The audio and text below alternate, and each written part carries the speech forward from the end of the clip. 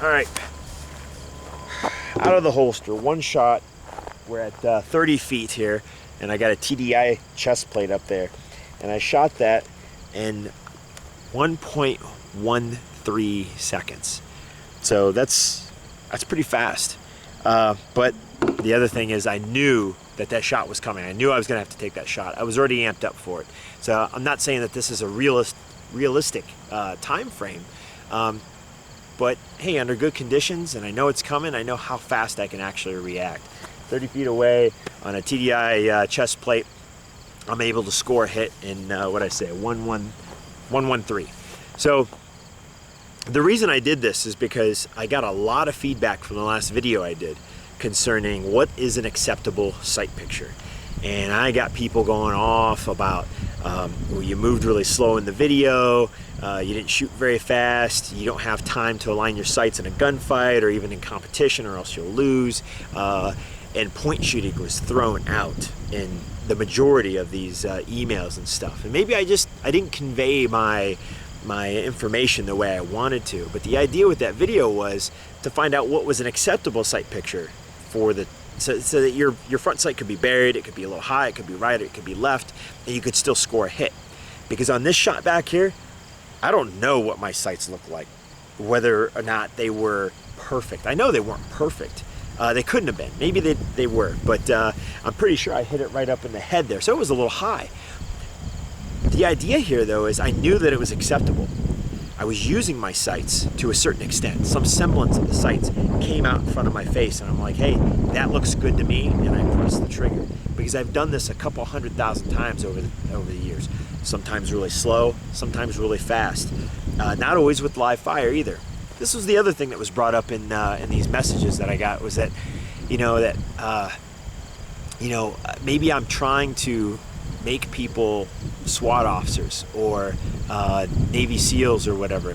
That's not the case here, folks. You have to obtain a certain standard in life, whether it is driving, whether it's whatever you do at your job. There's certain standards that you have to adhere to. Carrying a weapon and using it in a concealed capacity to defend yourself or your loved ones, or if you're a professional and you carry a gun as a professional, you have to attain a certain standard. How do you obtain that standard? You have to train. You can't just sit by the wayside and say, well, I can't afford to train all the time. Ranges are expensive, ammo's expensive. I get it. Dry practice, folks. The majority of my training is dry practice.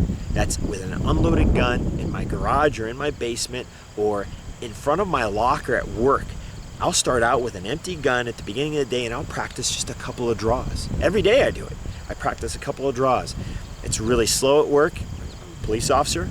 I'll unload my gun and I'll sit there and I'll practice a dry press, picking up the sights, working from position Sul, from a low ready or compressed high ready. I'll work all these different angles and to find out, to get comfortable with this stuff. That's the only way it's going to happen is, time on task, utilizing that time and working those different skill sets. So don't think that you have to go to the range every week to do this stuff. However, you do need to pick up your weapon system every week.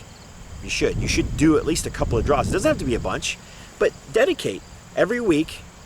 Wednesday nights, I'm going to spend 10 minutes working with my stuff. I'm going to do 10 draws. I'm going to do 10 dry practices, just looking at the trigger and getting that tactile sensation. I'm going to draw out on a nail hole in the wall, or I'm going to put a target up in my basement, and I'm just going to practice, again, with an unloaded gun, drawing out, picking up the sights and picking up the trigger, and pressing off a shot. And you'll see the click, and do you see the sights move? If you do, well, you got to do some more dry practice. That's the only way you can do things like this. It's not getting, this live fire doesn't get me to score hits like this. A lot of dry practice does. You look at any professional shooters out there, and I'm talking about law enforcement, military, and guys who are winning competitions, they spend a lot of time dry practice. Yeah, they spend a lot of time live fire too, but they spend a lot of time dry practicing and working with their equipment. So speed will come if you practice to be fast. That's what this is about right here. To score a hit in 1.13 seconds, relatively cold, just come out in the range and throwing this up and seeing what I can do with one shot. that doesn't happen overnight. You have to put in the reps. Use your sights. It's the only way you're going to score these hits.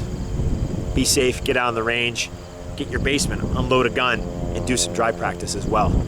Stay safe.